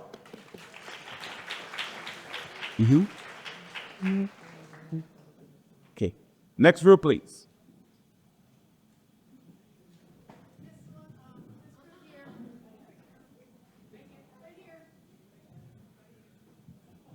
I'm sorry, one of our microphones. Hello, hello. All right, my name is Antoine Justin. I'm with My Section Incorporated. And one of the problem our group identified is a problem with our Black, Brown, and Indigenous youth 21 and younger in Pittsburgh, California, suffering from the lack of after-school activities such as creative arts, workshops, and creative art spaces and job opportunities. This issue affects the youth's ability to have a space after school where they could creatively express themselves. The what that causes this problem, so we have a vacuum of just arts spaces for high school age youth, 14 and 19 in Pittsburgh and in East County in general. There's a lot of youth programs like K through 5, but very little for high school kids. So as of now, there's zero, we are the only after school arts organization in Pittsburgh, and we're filling that gap. Another need is that our youth don't have outlets outside of sports to engage after school with community. So there is a general disconnect between the community of Pittsburgh in general with our youth, but also like our youth to youth. They go home, they're on their phones. So there's a mental health crisis, an anxiety crisis with our youth, and you know, there's a big mental health issue that a lot of people are aware of.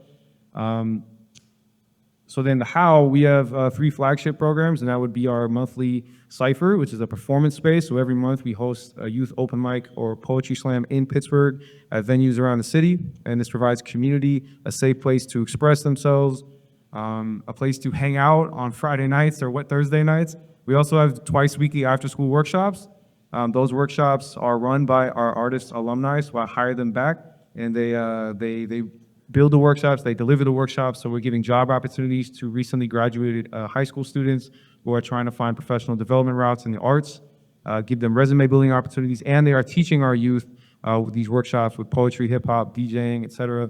So the last program would be, so it was the Cyphers, the after school workshops, and the residency program. So the residency program is, hiring people back to kind of continue the legacy of providing those services for our youth. Those are like the 3 main programs that we offer, or that we're like the solution to the problem. Okay, good.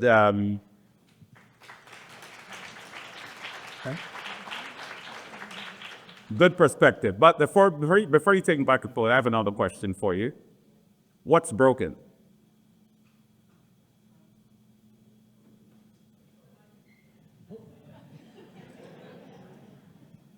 What's broken? What's broken that you want to fix? There is no arts infrastructure in Pittsburgh for high school age youth. Okay, but what's broken? The spirit. Hear me out now. Hear me out on this. Yeah, I'm hearing you. This is not me challenging the legitimacy of your program. This is me telling you as a grant reviewer what I'm asking whenever I'm reading a proposal. What is broken that you're attempting to fix? And the question is, if there are no arts programs, that's not a breakaway from the norm, right? In fact, you could argue that that's the norm in most places, that there are no kids. So what you need to do is take the concern that emerges from that reality and say, this is what will happen if the status quo continues. If there are no arts programs, then you will argue that those teenagers are more likely to be engaged in 1, 2, 3, 4. See, remember we talked about earlier? The program has value, but the grantors want you to tie its legitimacy to problems that they can quantify. Am I making sense? Makes sense. Yeah, absolutely. Thank you. Give him a hand. So, All right, who's next, right? There was somebody over here actually next, right on this side. We'll come back to you over there, right on this side first, because she's just been eager and ready to go here. And yeah, I hear you. When I have that fire in my bones, I need to get on it too. I hear you on that. That's right. All right. Hello, my name is Rebecca. Our two tables collaborated and came up with food insecurity is the need and is somewhat broken in today's age. Can you hear me up there? Sorry.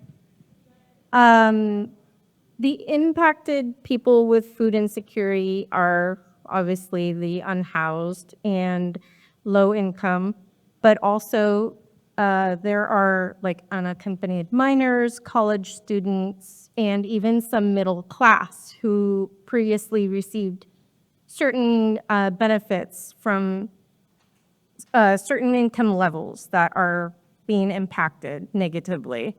The need is basically the ability to purchase food. The solution that we came up with was to approach private agencies. Sorry, before the solution, did you guys work at what caused it? Oh, the state of the economy. Oh, the economy. today and changing funding, landscape. Okay, got it, thank you. Thank you. The solution was to approach private donors, even corporate donors, and like Safeway, Trader Joe's, and do basically a food recovery to be able to donate the food to the needy people. I don't know if that's an appropriate term. And to leverage or collaborate between different nonprofits, like community organizations, to create gardens and even reach out to the county to see if we can get funding for a community garden that could potentially feed the community members.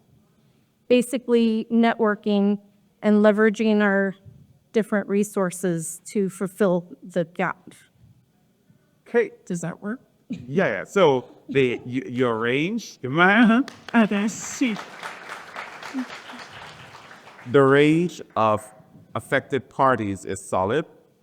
Your causal factors are good, particularly the economy being driving one, and then of course your solutions. But I didn't know what was meant by food recovery.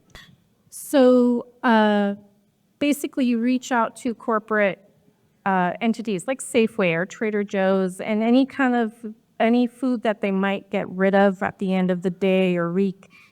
You reach out to them and say, hey, we'll take whatever you're going to throw away and I see. Redistribute that. That same thing as such as like day old bread. Right.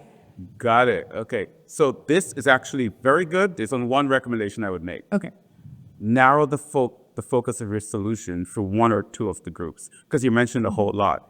So rantors would rather see measurable impact on one population than marginal impact on many. Okay. So narrowing the population. Okay. Good job. Thank you. Who's next?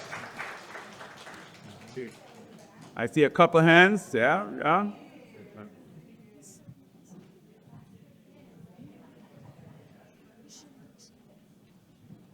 I'm enjoying your thought processes on this, by the way. Yes, please. Hi, my name is Margarita. We were talking about homelessness and housing insecurity in Sacramento County. And some of the groups impacted would be people who are unhoused. We've heard some research that African American men are more impacted by homelessness. Communities, business owners, and taxpayers by a downstream effect of that. The medical system may also be impacted because people who are unhoused are more likely to go get routine medical services from the ER rather than a medical provider. Some of the causes could be access to education and medical services, involvement in the judicial system, mental health, poverty, the safety of your community growing up, and I could, continue listing for 30 minutes, but I'll leave it at that. And then one solution, which we didn't really flesh out the details, but one solution could be to increase supportive housing, which kind of helps cover or help people navigate one specific. So, for example, a permanent supportive housing program that helps people specifically with mental health challenges or disabilities to help them be able to sustain housing long-term on their own. And that way you're focusing on one specific group or need, where if they didn't have that support, they might kind of just fall back into the cycle because the root of the problem wasn't addressed. So, yeah. Can you read my face? Kind of. Yeah, what do you think you're seeing? Well, you were nodding a lot, so I think I was making sense. I was feeling cry. Oh. That you really articulated that so well, right? You narrowed it, you focused it, you delivered it. I like it. Oh, thank Give her a hand. Give them a hand. By the way, along the lines of what you just said, over the weekend, one of my grad students working on a research proposal pointed out something to me. African Americans made up, and I didn't even know what this little, between 21 and 24% of the population of the city of Oakland. I know you were talking about Sacramento, but roughly 70% of the unhoused. You didn't hear me. City of Oakland. No more than 24% of the population is African American, yet African Americans make up close to 70, I think it was 67% of the homeless. Sacramento, interestingly, came up in that conversation, and they had the same type of disparity. So I've seen the numbers, and that kind of disparity should trouble anybody, right? You talk about disparate impact, right there. Thank you. All right, who's next?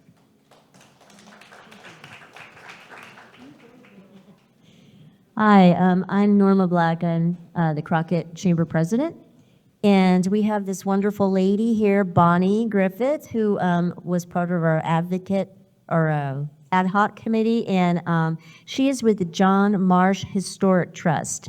And she brought to our attention something that we didn't know. To tell you a little bit about John Marsh, he was born in 1799.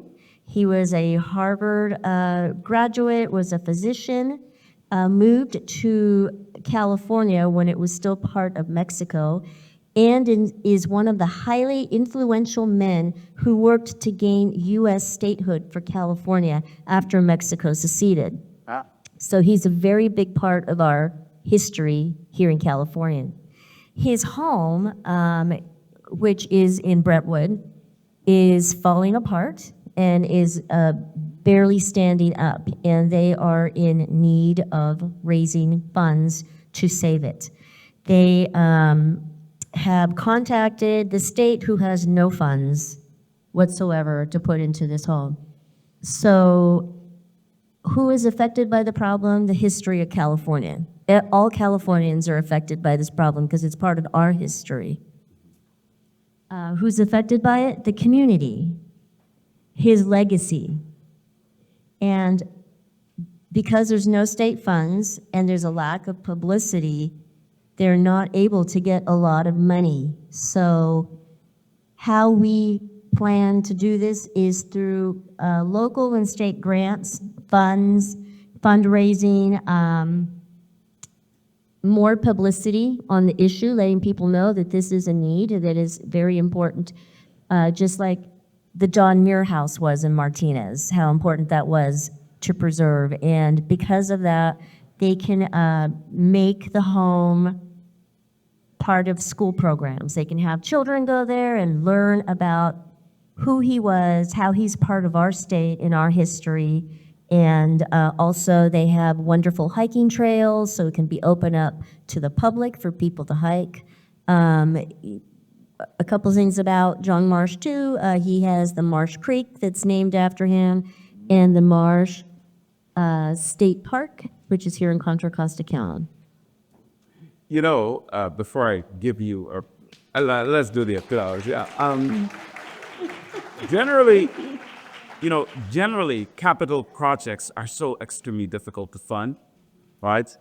But you can really make a case that's central to our historical identity and thus important for the children of our state to understand is the rehabilitation of this. Because I'm listening to it and I'm thinking, I'm coming from the standpoint like, we don't really fund these types of projects. And by the time you were finished, I was thinking, that makes a heck of a lot of sense.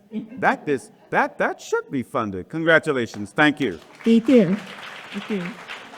All right, we have just about 4 more. We'll move as quickly as we can because I know you're hungry. Well, I am hungry. I'm projecting right now. Good morning, good day, good afternoon. Ruth, Gwen, Auntie, and John and I got together. The world is busted. The world is busted in the sense that people of color and housing is a difficulty. What we are proposing together as a collaborative unity of different groups, we got Ruth, who works with child care development. So we get the children at a very young age and we show them the ways, the readings, the writings, the whatnot. And as they get older, John comes in and he shows them how to be a gentleman and a lady. Kind of threw that one in there for you. But Gwen brought up the fact that sometimes when you go through all that, you can make that choice and that decision to serve our country. And when you come back, there's nothing for you. And what we want is for people to have a safe place to live. And as they grow and they learn about life, because we start off with our unseasoned children because they're little, we sprinkle little seasonings on them to get them growing. And then John kind of marinates them. And then by giving them the housing that they have, they become a little bit more seasoned, right? So we've created opportunities through the arts to learn how to present. That's part of my organization. But going into what Auntie was saying is that eventually when you become very well seasoned, you need a purpose. You need a community.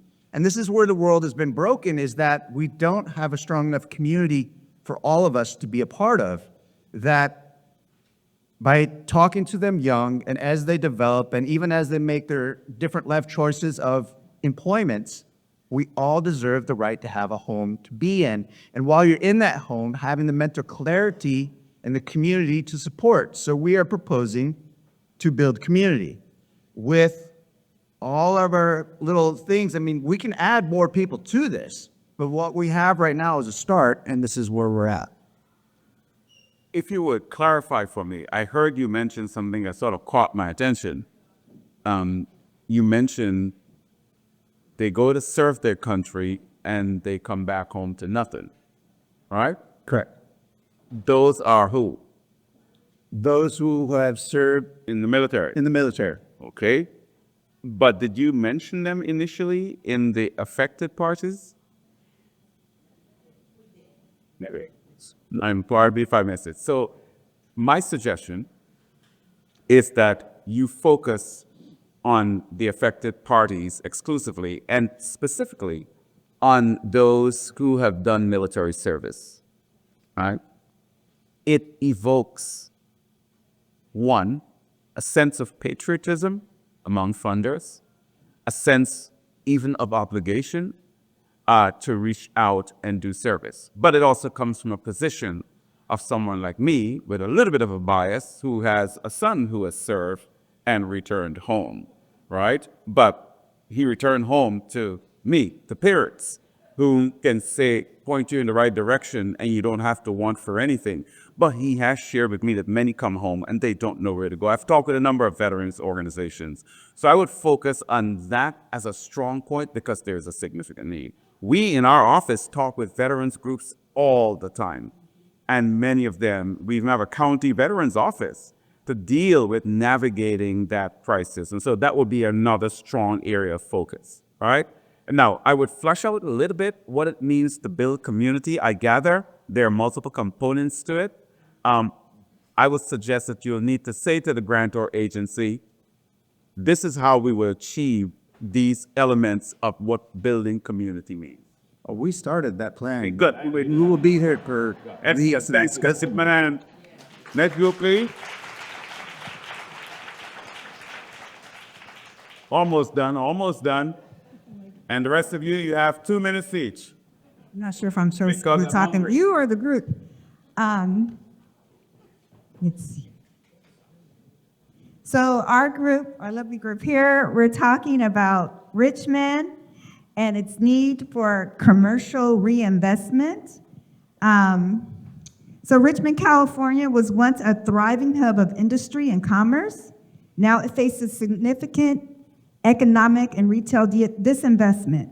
Despite its rich history and vibrant, diverse population, over 115,000 residents, Richmond has become an economic desert. A community where access to shopping, services, and economic opportunity is limited or non-existent. Now, I want you to imagine a young Tiffany, that's me, who is, I'm a product of Richmond, I've been there all my life. And growing up, I had the most amazing mall up the street from my house. I had a Safeway. It turned into an Albertsons. I had Joanne Fabrics. We had Red Lobster. It was such a vibrant place. And now we have absolutely nothing but a Walmart. Well, Target's, Target's like the other part of Richmond. So the closure of our mall that once was the main retail center has left a visible and symbolic void in our local economy.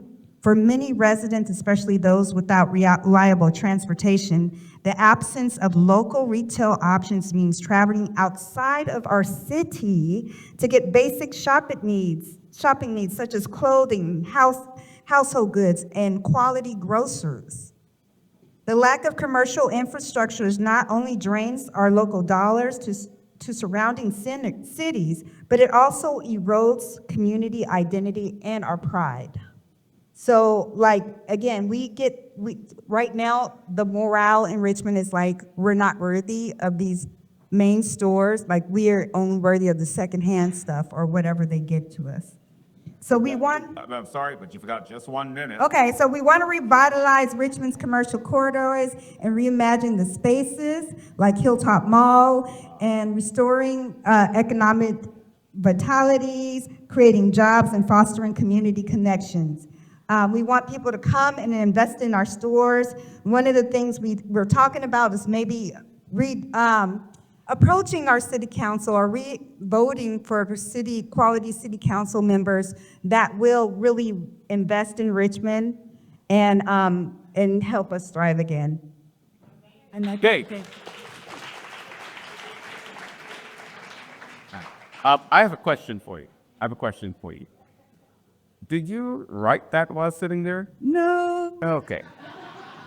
I gave the points. You know, I am thinking that's quite a polished narrative. It's a constrained time, but it is a very polished narrative. And what you've done is you've essentially framed an economic change that resulted in visible changes like the mall and so forth. So I've identified. What you probably could strengthen a bit is saying who is affected by this, right? Economically vital communities attract more economic revitalization, all right? Getting the jump start is difficult, right? It's like you get one anchor store in a mall and others start to come. So that would be sort of a sort of a focus on it. An interesting perspective, and for that kind of a program, that kind of an economic revitalization, limited number of funding sources out there though, right? I have to say that. You have to look hard and research carefully to find them, but it's doable. All right, great, thank you. Keep next. A 13-year-old African-American girl goes to juvenile hall for a crime. She stays there awaiting resolution until age 17. When she leaves, her family wants nothing to do with her. Her DPO doesn't expect much. She gets pregnant, commits another crime, and finds herself in adult jail. Our issue is a disconnected reentry service navigation. Who's involved? Youth and young adults and adults aged 12 to adult. Parents and families, community members, reentry health conductors, pastors, churches, chaplains, city council members, schools, children of this young age population. So what are the factors that contribute to this? Punitive system, financially invested in recidivism, overwhelmed families, unclear reentry pathways. While there are new unified services, they're still exhaustive for our overwhelmed parents to navigate, especially those with other children who may be involved or other families who are involved. So what do we do? How can we solve this? Clear reentry pre-planning with folks and their families. Simplified online portals, reentry system navigators, and companions who will walk with these folks to reentry services and assist them in system-focused needs. Thank you. Please come see me again, Reverend Alexandria on EdNet.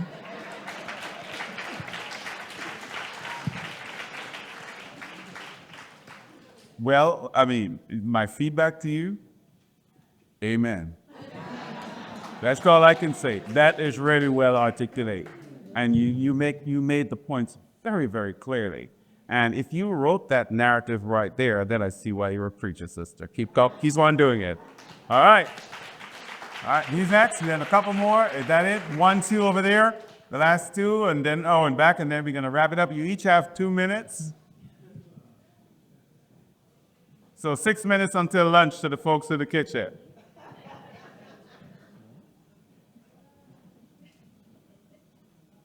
Hello, everyone. My name is Michael Good. I'm representing our group. The problem that we identified was that there is a difficulty in the transition from high school to college for the youth in Contra Costa County, effectively, which could result in higher levels of unemployment, vagrancy, and crime. The parties affected are a multitude, and we can see this from the individual level up to the communities themselves and parents who have to assume the costs of these outcomes, be it with extra food costs or housing costs, etc. And this further applies also to the government, who has to pay healthcare or supplemental funds for this, and everyone. The factors that contribute to this are practically myriad.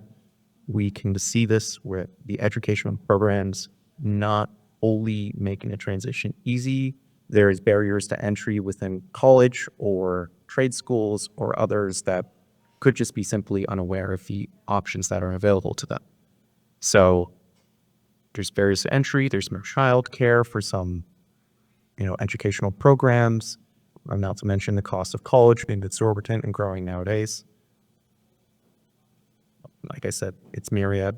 The solutions that we propose to this is to create a advocacy program to act as a middleman in between the transition from high school to college, or even you could expand it to include anyone pre-higher education, be it trade schools or higher ed.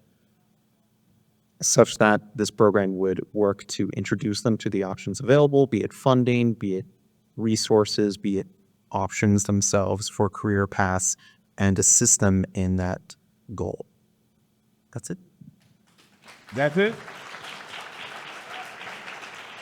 I mean, his group delivered really a very stellar kind of organized approach there. You know, the minute they started talking, I said to myself, you sound like a research methodologist. Yeah, the very opening statement had all the elements of a good research problem statement. So it can be suitable for grants, but it can also be a suitable point for a research proposal, maybe? Congratulations. All right, Giuseppe.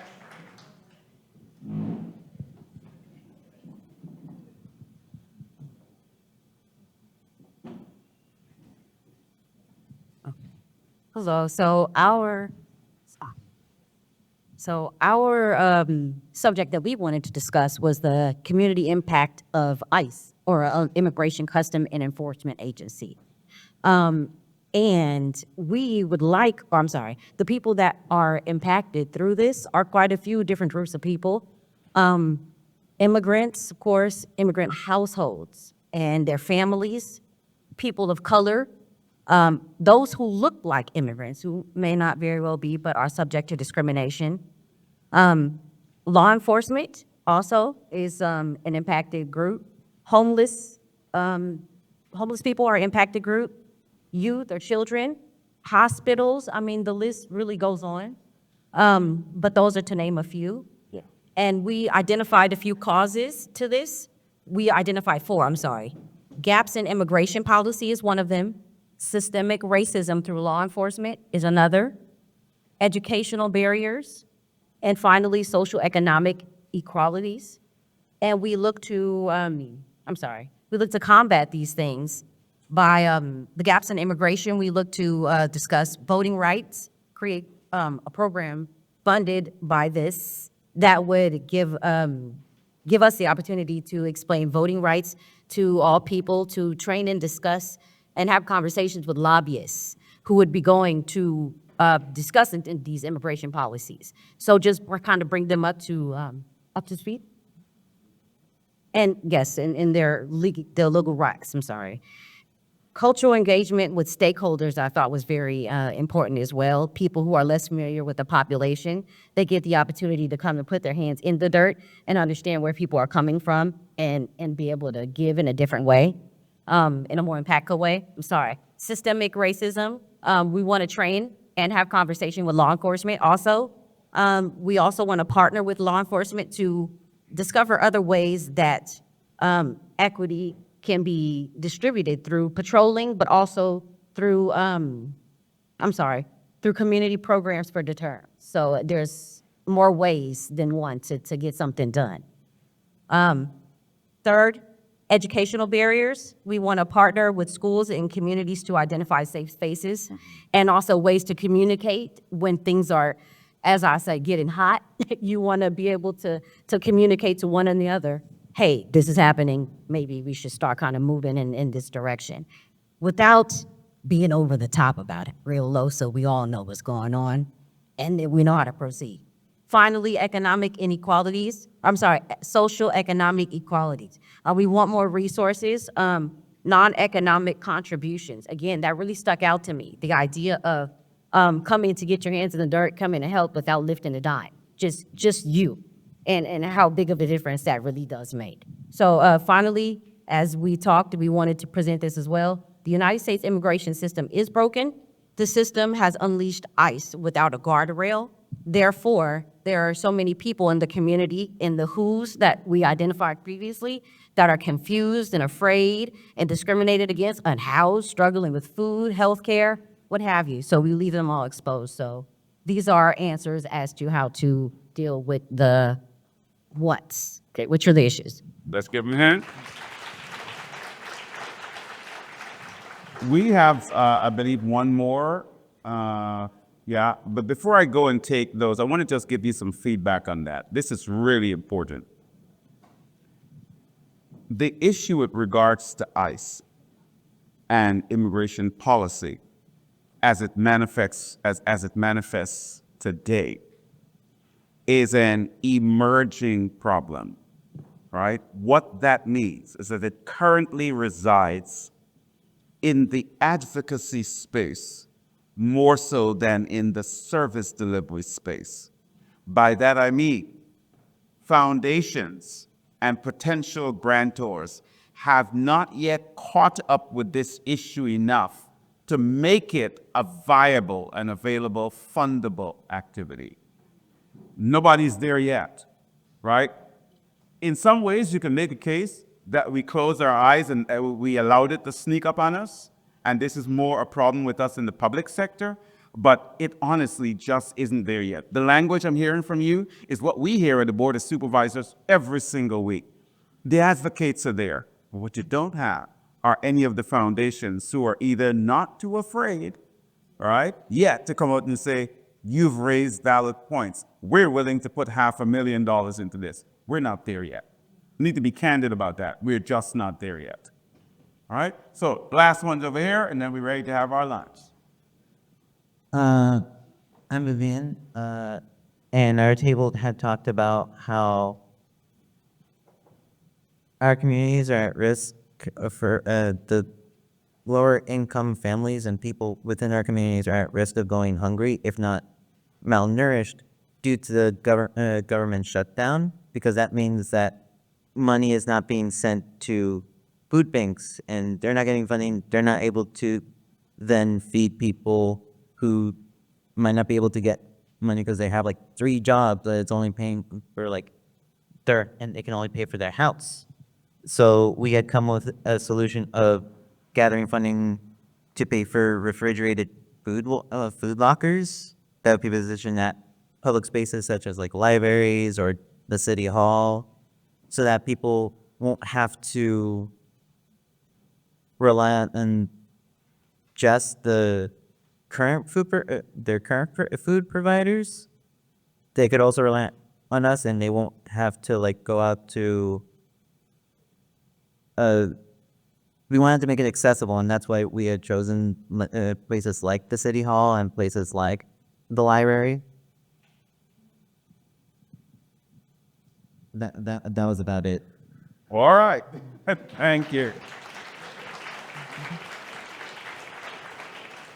Appreciate you sharing that. And I would work a little bit on tweaking a sort of a clearer focus on who is affected and who will benefit most directly from what you're proposing. All right, but the last one, I think we have one more, and that's it. Yep, in the back. How does it feel to be last, my friend? Consider yourself the gateway to lunch. All right, well, I'll make sure I don't do a 10-minute speech here, so. More like 10 seconds. Yeah. So the need that we looked at was high school chronic truancy within Vallejo and Richmond areas. The who that we are really looking at is the youth in those areas, the schools that we would be providing to, and the broader community as well. The what that we looked at are 3 different areas. So we looked at transportation, which is a main concern for kids getting to school, and as getting into a community center that can help and support. The second would be food. Kids in the mornings that they don't get food, or after school, looking at those services. And then the third is relationship building. What we understand and know is that sometimes youth spend more time with teachers or other people than their actual parents. So creating those relationships. So the how would be the first one is to set up a mentor case management truancy program with schools, specifically schools that are in Title I school funding who have additional funding to help support that. Target those schools to figure out how we can help support in those areas, build the relationship with those kids with the mentors that we have, and then provide services such as college career readiness and community center programs. The second would be providing food. So one of the areas is making sure that we work with our local districts to provide food either before school or after school. The second part would be to that is getting and working with food banks and other things to provide services not only to the kids, but families and other people in that area. The third part is transportation. So transportation, one of the things that you can do right away is look at local transportation services that provide kids with services that can get them to school, after school, into the areas they need for free. The other part about that is making sure to work with schools that already have specifically youth with IEPs, individual educational programs. So getting those kids involved, which have in some school districts can get free services, bus services to and from school or to a program. And then additionally, getting services that within a community center that can get them to where they need. So the whole goal is really building those relationships. My thing is that the kids will know more about the person impacting their life than the program that they're involved in. So building those relationships will help support those schools in return to the community in general. That, my friend, that, in a word, was really solid, right? You captured in your statement all the key individuals. For those who work in the education sector, when you're talking about number of kids with IEPs in a given classroom, I know a teacher who had a class with roughly 18 kids. 11 of them had IEPs with different requirements. Right? Do you know what challenge that is for a teacher in the public school system? Right? And so what I think you identified, by the way, 3 main causal factors, and then the back end, you gave 3 solutions addressing each of those causes. And all I kept thinking is, I think he's done this before. That's like, let's give the man, the group back there a hand. Very well done.